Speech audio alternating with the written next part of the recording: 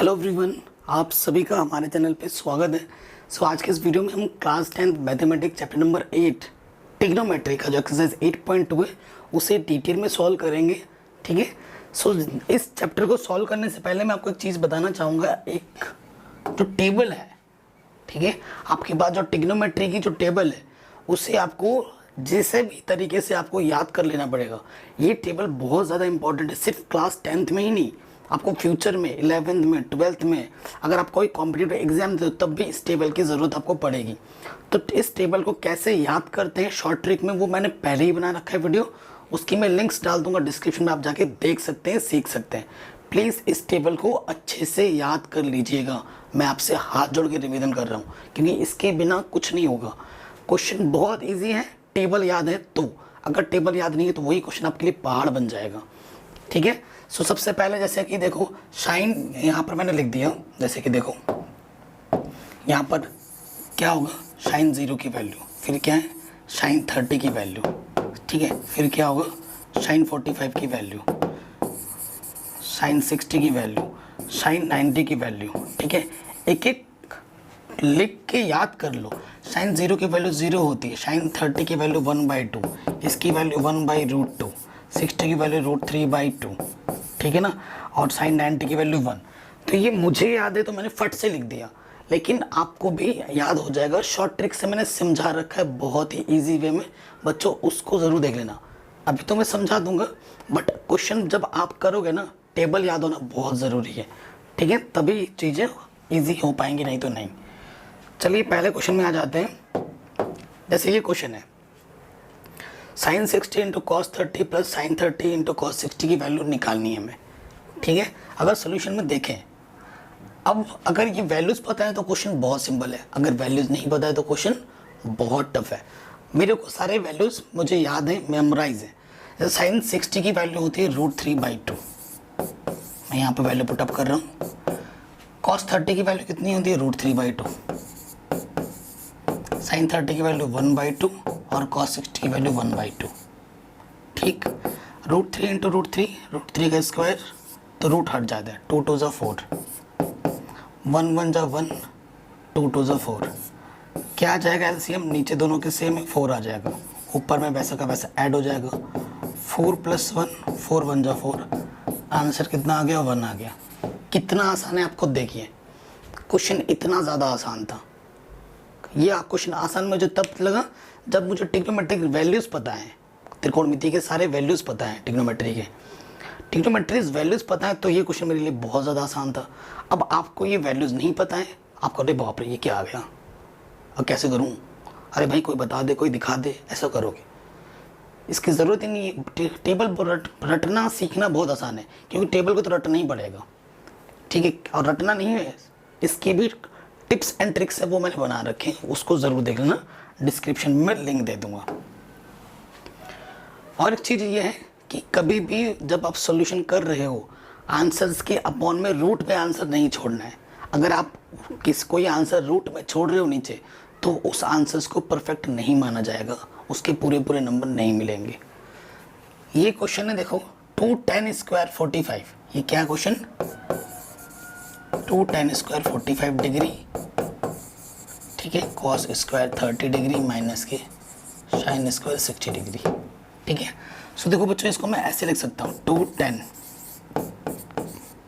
45 square लगाया ना, तो यहाँ स्क्वायर लिख सकता हूँ, कॉस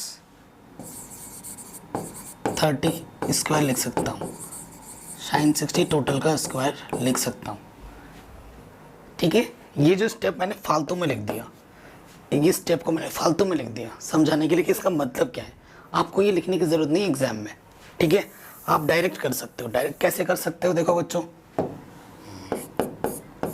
2 है, tan 45 की वैल्यू कितनी होती है 1, यहाँ स्क्वायर है, स्क्वायर लगा दो। cos 30 की वैल्यू कितनी होती है √3/2, ठीक है, cos 30 की वैल्यू कितनी होती है √3/2, √3/2 लिखो, यहाँ पर क्या है स्क्वायर है, स्क्वायर लगा दो। साइन 60 की वैल्यू कितनी होती है √3/2, यहाँ स्क्वायर है, यहाँ स्क्वायर लगा दो, कोई दिक्कत नहीं है। अब ये माइनस का ये प्लस का कैंसिल आउट है ना बच्चों, और यहाँ से क्या बचा 2, 1 का स्क्वायर क्या होता है 1, 2 1 ज़ा 2। ये आपका आंसर आ गया, 2 लाइन में आ गया। इतना आसान है भाई, आप खुद देखो, है ना। आसान तब है जब ट्रिग्नोमेट्रीज वैल्यूज़ आपको पता है। जैसे ये क्वेश्चन है, बहुत ही शानदार है, इंपॉर्टेंट है। cos 45 की वैल्यू कितनी होती है 1/√2। sec 30, ठीक है, sec 30 होता है cos 30 का रेसिप्रोकल। cos 30 क्या होता है बच्चों √3/2। √3/2 की वैल्यू ये आ जाएगी 2/√3। ठीक है, जैसे मैं चीज़ें को एनालाइज कर रहा हूँ वैसे आप भी कर पाओगे। फिर क्या है cosec 30, cosec 30 रेसिप्रोकल होता है sin 30 का। sin 30 की वैल्यू 1/2, 1/2 यानी कि 2/1। ठीक है, ये मैं ऐसे कैलकुलेट कर रहा हूँ ना, तो आप टेंशन नहीं लेना है। आपको अगर वैल्यू सारी रटी हुई है तुरंत रखो, लेकिन जो टिप्स वाली वीडियो है डिस्क्रिप्शन में लिंक डाल दूंगा, उसको ज़रूर देख लेना, वो आपको बहुत हेल्प करेगी, बहुत ही ज़्यादा। ठीक है, अब इसको क्या करना है, सिंप्लीफाई करना है। ऊपर तो देखो 1/√2 ये सिंगल टर्म है, यहाँ से क्या जाएगा एलसीएम, √3 1 ज़ा √3, इसकी मल्टीप्लाई इसके साथ, इसकी मल्टीप्लाई इसके साथ, फिर क्या होता है इसकी मल्टीप्लाई इसके साथ डिवाइड इसकी मल्टीप्लाई इसके साथ, तो √3 1 ज़ा √3 अपॉन में क्या जाएगा √2 2 प्लस ये। ठीक है, थोड़ा सा और सिंप्लीफाई कर लेते हैं। √3 यहाँ से क्या जाएगा 2√2 2 √3 इंटू √2 क्या जाएगा √6। अब मैंने आपको क्या बोला था बच्चों कि कभी भी आंसर्स में डिनोमिनेटर में रूट को नहीं छोड़ना है, अपॉन में रूट को नहीं छोड़ना है। तो क्या करेंगे रैशनलाइजेशन। रैशनलाइजेशन क्या होता है बच्चों कि ये नेक्स्ट स्टेप में आएगा जो मैं भी कर रहा हूँ। यहाँ पे जो टर्म लिखा हुआ है उसी को लिखो, उसी को लिखो, बस अपोजिट साइन लो। यहाँ प्लस है तो यहाँ माइनस लग जाएगा। आप किसी नंबर में सेम चीज़ से मल्टीप्लाई डिवाइड करते हो, उस नंबर पर कोई फ़र्क नहीं पड़ता है। पड़ता है क्या, नहीं पड़ता है। सो देखो ये क्या हो जाएगा, आपने एक रूल पढ़ा होगा, एक रूल क्या पढ़ा है, a minus B into A plus B क्या होता है बच्चों a का स्क्वायर माइनस b का स्क्वायर। ये देखो a के प्लेस पे है, ये b के प्लेस पे है, ये क्या है a plus B a minus B. Answers में ऊपर में रूट हो सकता है, ऊपर क्या है देखो √3 2√2 माइनस 2√6। यहाँ से देखो ये a plus B a minus B which means a का स्क्वायर यानी कि 2√2 का स्क्वायर माइनस 2√6 का स्क्वायर। ठीक है, कोई दिक्कत परेशानी नहीं है। इसका मतलब क्या है, यहाँ मैं रफली कर रहा हूँ, 2√2 इंटू 2√2, 2 2 ज़ा 4, √2 इंटू √2 2, तो ये क्या हो जाएगा 4 2 ज़ा 8। ठीक है, फिर नेक्स्ट क्या है 2√6 इंटू 2√6, 2 2 ज़ा क्या हो जाएगा 4, √6 इंटू √6 6, 4 6 ज़ा 24। ठीक है, वैल्यूज पुटअप करो। आप एक चीज़ देख भी रहे हो, ऊपर से क्या है चीज़ 2 दोनों से कॉमन है, निकाल लो। √3 इंटू √2 √6। ठीक है, और ये क्या हो जाएगा √3 और √6 √18। ये किसकी वैल्यू कितनी आई थी 8 और इसकी वैल्यू कितनी आई थी 24। ठीक है, यहाँ से आ जाएगा। अब √6 से √18 नहीं माइनस कर सकते, रूट में प्लस माइनस करने के लिए सेम चीज़ होनी चाहिए। सेम चीज़ का मतलब लाइक वाइज टर्म में ही रूट वाले ऐड होते हैं माइनस होते हैं। सो देखो ये तो ऐसा ही रहेगा √6 माइनस के √18। ठीक है, यहाँ से क्या आ जाएगा माइनस के 16 2 8 ज़ा। तो इसको मैं लिख सकता हूँ कैसे बच्चों, इसको मैं लिख सकता हूँ यहाँ से देखिए, यहाँ से माइनस का 8 माइनस ऊपर से मल्टीप्लाई कर दो √18 माइनस √6 अपॉन 8। ये आ गया आंसर। ठीक है, अब आप आंसर मैच कर सकते हैं। डिनोमिनेटर में रूट नहीं रहना चाहिए। आपका रूट अगर नीचे है तो चलेगा, कोई दिक्कत नहीं है। ठीक है बच्चों, नीचे रूट एक्सेप्टेबल है, लेकिन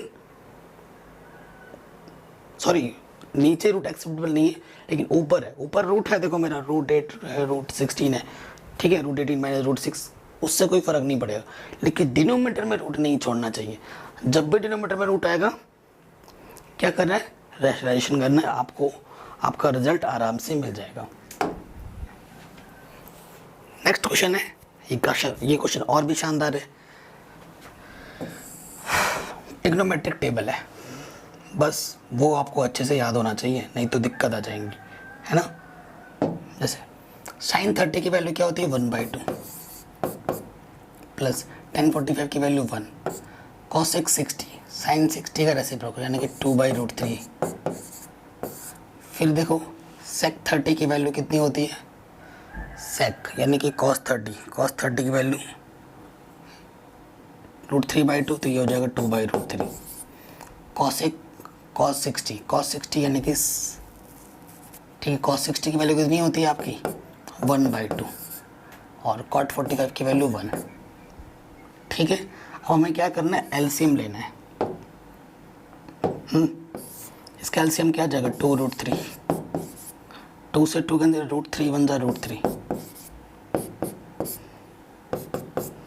ठीक है, और रूट इसके अपन में कुछ नहीं तो 1 ले लो, इसके अपन में कुछ नहीं तो 1 ले लो।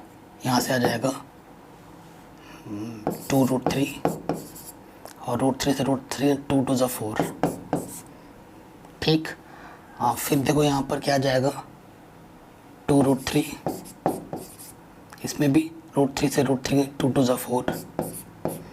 ठीक है, प्लस 2 से 2 का √3 1 जा √3 एंड इससे करेंगे तो माइनस के 2√3। ठीक है, देखो जब दोनों का डिनोमिनेटर में सेम हो ना, इसके और इसके डिनोमिनेटर में सेम है तो कैंसिल आउट हो जाएगा। क्या बचेगा यहाँ से, देखो 2√3 और √3, 3√3 माइनस के 4, और यहाँ से क्या बच रहा है 4 माइनस के √3। लाइक वाइज टर्म है ना। ओके, तो √3 बच गया नीचे। रूट को हटाने का नेक्स्ट स्टेप क्या होगा, ऑन रैशनलाइजेशन।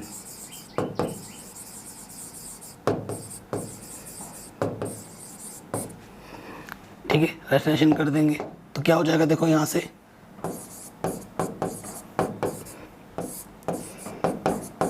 मैंने क्या बोला था, अपोजिट साइन से ऊपर नीचे मल्टीप्लाई कर देते हैं। ठीक है, यहाँ नेगेटिव था, बस यहाँ पॉजिटिव लग गया। और आपको एक रूल पता है, कौन सा रूल,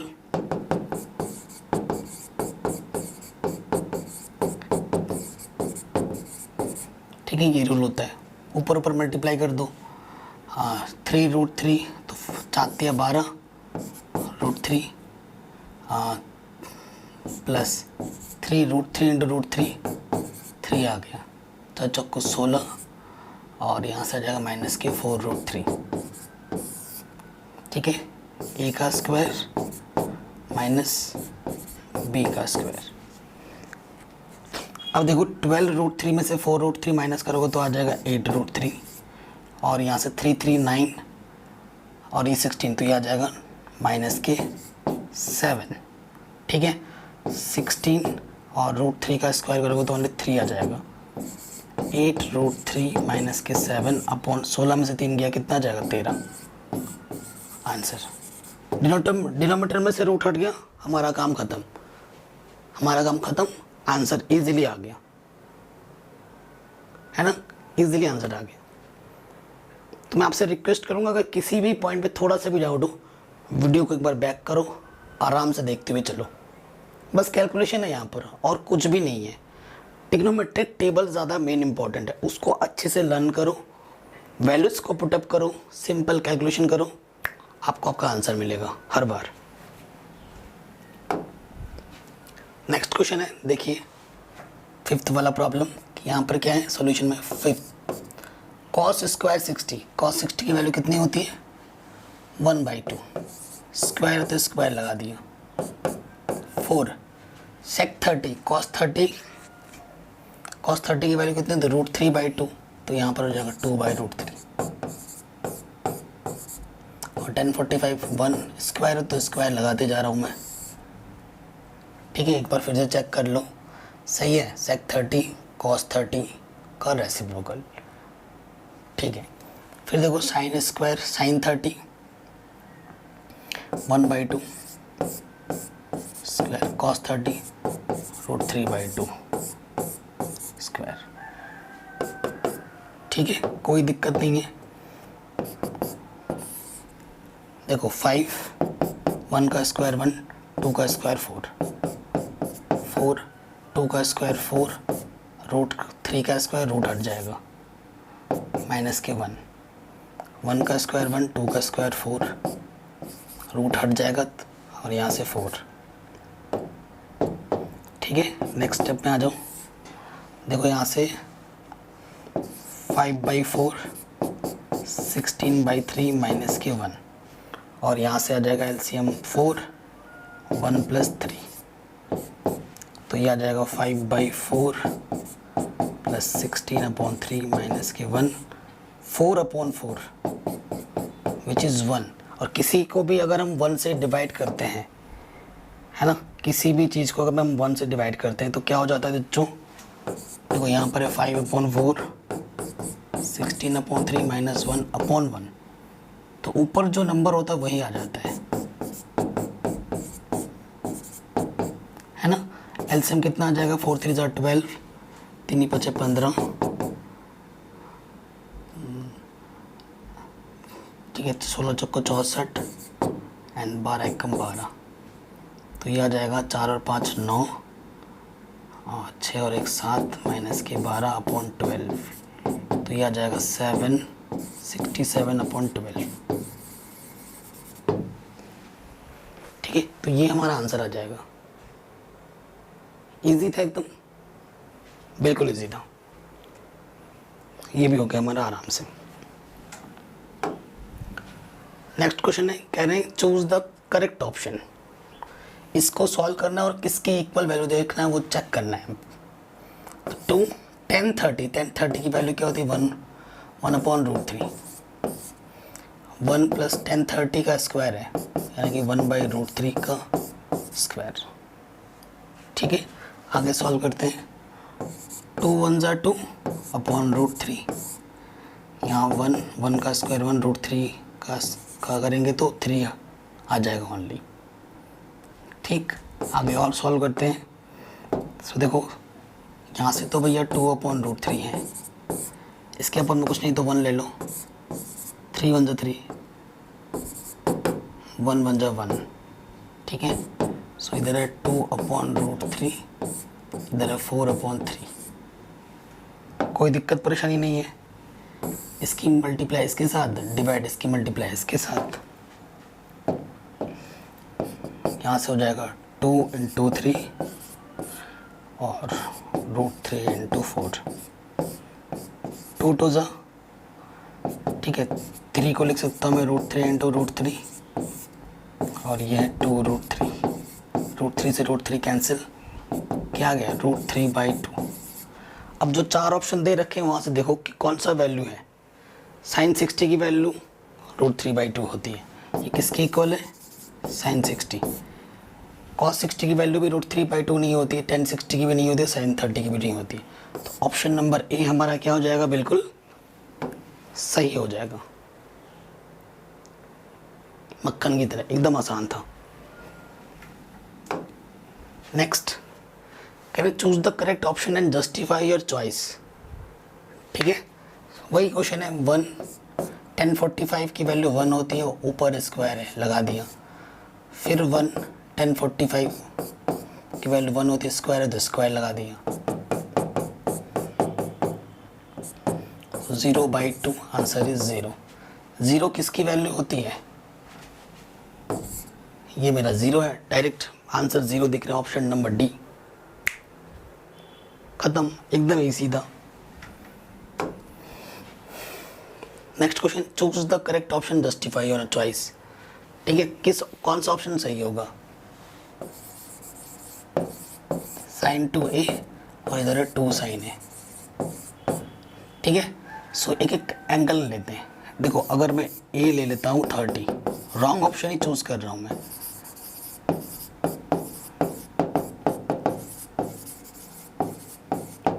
ठीक है, तो ये हो जाएगा साइन 60 डिग्री और ये हो जाएगा 2 साइन 30 डिग्री। वैल्यू पुटअप करो, साइन 60 की वैल्यू होती है √3/2 और इसकी वैल्यू होती है 1/2। तो √3/2 1 के इक्वल होता ही नहीं है, तो यानी कि ए ऑप्शन तो भाई है। अगर 30 डिग्री लेता हूँ तो वो गलत है, ये तो नहीं होगा, है ना। अगर मैं इफ़ ए को ले लेता हूँ 0, यहाँ रखो,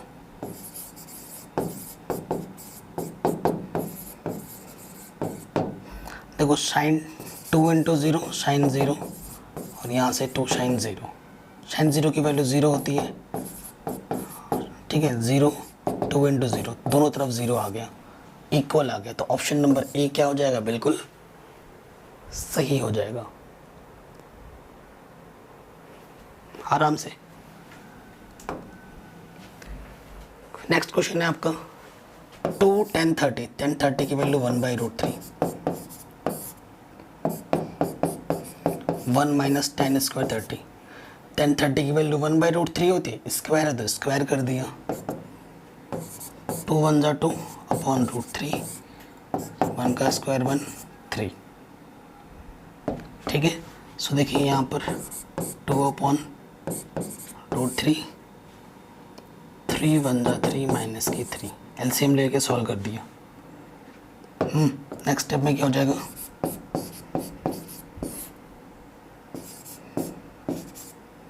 ठीक, इसकी मल्टीप्लाई इसके साथ, डिवाइड इसकी मल्टीप्लाई इसके साथ, 2 × 3, 2 × √3, 2 से 2 कटा, 3 को लिख सकता हूँ मैं √3 × √3, √3 से √3 कैंसिल, यहाँ पे क्या बचा, ओनली √3। √3 किसकी वैल्यू होती है, 1060 की वैल्यू होती है। ऑप्शन नंबर सी सही हो जाएगा। ये सब आपको थोड़ा अजीब लग सकता है क्योंकि आपको ट्रिग्नोमेट्रिक टेबल याद नहीं है। एक बार टेबल याद हो जाएगी तो सब आसान है, एकदम हलवा है एकदम, है ना। तो √3 किसकी वैल्यू होती है, 1060, टिक कर दिया 1060 भाई, सही होगा।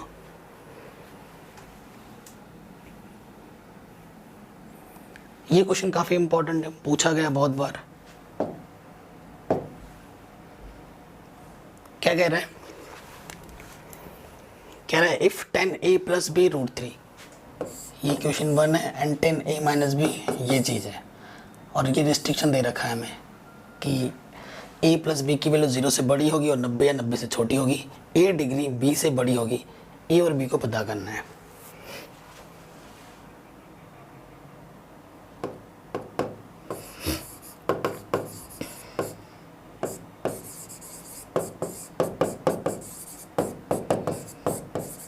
ये चीज़ है ना। सो देखो बच्चों, इधर 10 है तो इसकी वैल्यू भी 10 में सोचनी है। √3 किसकी वैल्यू होती है 10 में, 1060 की।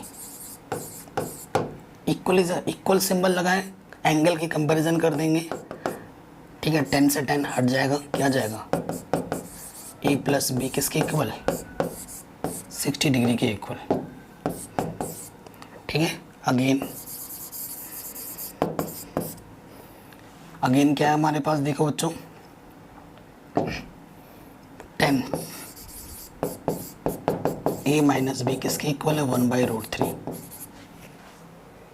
ठीक है। यहाँ से देखो 10 की वैल्यू सोचो, 1 किसकी वैल्यू तो 10 30 की, 10 से 10 एलिमेंट हो जाएगा, एंगल कंपैरिजन करेंगे तो a - b की वैल्यू कितनी आ गई, 30 डिग्री, ठीक है। Solving first and 2, first and second को सॉल्व करो। a + b मेरा 60 है, a - b मेरा 30 है। एलिमिनेशन मेथड लगाओ, अपोजिट साइन में ऐड कर दो। ऑन एडिंग a और a to a, 60 और 30 90, 2 4 = 2 5 = 10, ए की वैल्यू कितनी आ गई 45 डिग्री। ए की वैल्यू किसी भी इक्वेशन में रख दो फ्रॉम फर्स्ट, क्या है ए प्लस बी बराबर मेरा 60 है, ए की वैल्यू 45, तो बी की वैल्यू क्या आ जाएगा 60, ये प्लस के अंदर क्या हो जाएगा माइनस का, यानी कि बी की वैल्यू कितनी आ जाएगी 15 डिग्री। आंसर देखो ए की वैल्यू बी से बड़ी है, रिस्ट्रिक्शन को भी फॉलोज कर रहा है, तो आंसर मेरा बिल्कुल सही है। तो ये क्वेश्चन भी हमारा आराम से बन गया, कोई दिक्कत परेशानी नहीं। लास्ट क्वेश्चन क्या है, can state whether the following statement true और फॉल्स। स्टेटमेंट कोई ट्रू तभी होती है जब हर केस में वो हाँ बोले, कभी भी ना बोलेगा तो वो स्टेटमेंट ना हो जाएगा, गलत हो जाएगा। पहले स्टेटमेंट पे आ जाऊँ, can sine A plus B, sine A plus sine B क्या होता है, ये स्टेटमेंट ट्रू है या फॉल्स है। देखो क्या करते हैं, हाँ ए ले लेता हूँ मैं, इफ़ ए ले लेता हूँ मैं 30 डिग्री एंड बी ले लेता हूँ मैं 60, कोई दिक्कत नहीं है, रख दो वैल्यू यहाँ पर।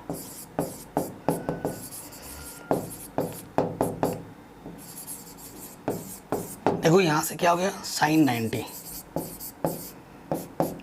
साइन 30 की वैल्यू 1/2 और साइन 60 की वैल्यू √3/2, साइन 90 की वैल्यू 1, यहाँ से क्या जाएगा 2, 1 + √3। क्या ये वैल्यू आपस में इक्वल है, नहीं है, तो मैंने क्या बोला स्टेटमेंट वही ट्रू होगी जो हर बार ट्रू होगी। मैंने एक काउंटर एग्जाम्पल लिया और देखा कि भैया ट्रू नहीं आ रहा है, आ रहा है ट्रू नहीं आ रहा है, तो ये स्टेटमेंट क्या है फॉल्स है। तो पहला स्टेटमेंट आपका क्या हो गया फॉल्स। सेकेंड स्टेटमेंट पे आ जाओ, सेकेंड स्टेटमेंट अपन के पास क्या है, the value of theta increase, मतलब थीटा जैसे जैसे बढ़ता है इंक्रीज, मतलब थीटा जैसे जैसे बढ़ेगा उसकी वैल्यू भी बढ़ेगी, वैल्यू भी इंक्रीज होगी। अगर थीटा इंक्रीज होती है तो वैल्यू इंक्रीज होती है। कि चेक करते हैं साइन के लिए,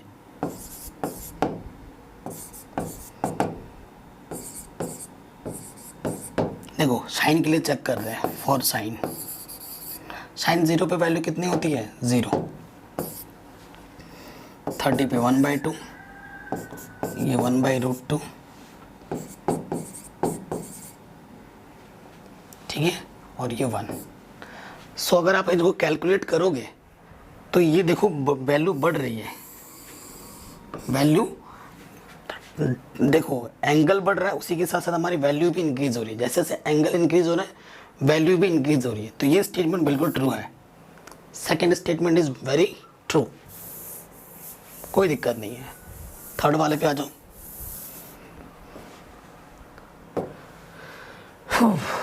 can the value of cos theta increases, cos theta की वैल्यू इंक्रीज कर रही है, अगर जो मेरा थीटा है वो भी इंक्रीज करेगा, ठीक है, चेक करना है।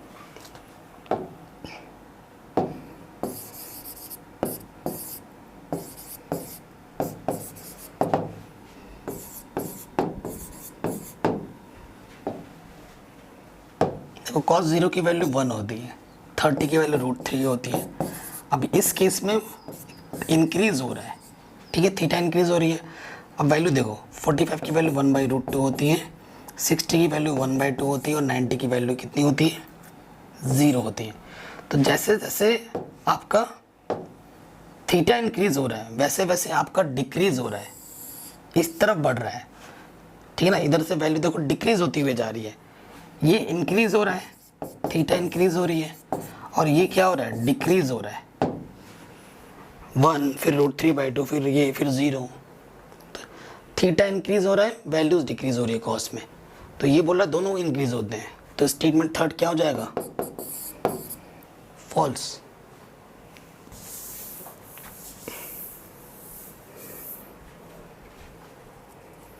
Fourth statement, can sine theta equal to cos theta, हर एक थीटा हर एक केस में होता है, sine theta equal to cos theta. अब भैया थीटा तुम क्या ले लो, 30 ले लो, यहाँ पर साइन 30, यहाँ पर कॉस 30 रख के देख लो। साइन 30 की वैल्यू 1/2, कॉस 30 की वैल्यू तो √3/2। इक्वल है? नहीं है। तो ये स्टेटमेंट भी क्या है, फॉल्स है। कभी कभी हाँ बोलेगा तो इसका मतलब ये नहीं कि हर बार हाँ ही बोलेगा।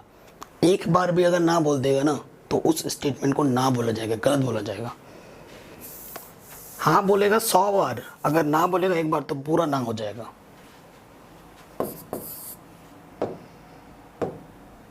Cot theta is not defined for a equal to 0. Cot theta, if theta equal to 0 ले लो, ठीक है। cot theta को हम लिख सकते हैं 1/tan theta। tan 0, ठीक है, tan 0 की वैल्यू 0 होती है, तो 1/0 क्या होता है, नॉट डिफाइन। क्या होता है, नॉट डिफाइन। इसको सिंबल, इस सिंबल से प्रेजेंट किया जाता है। तो ये स्टेटमेंट क्या है, ट्रू है।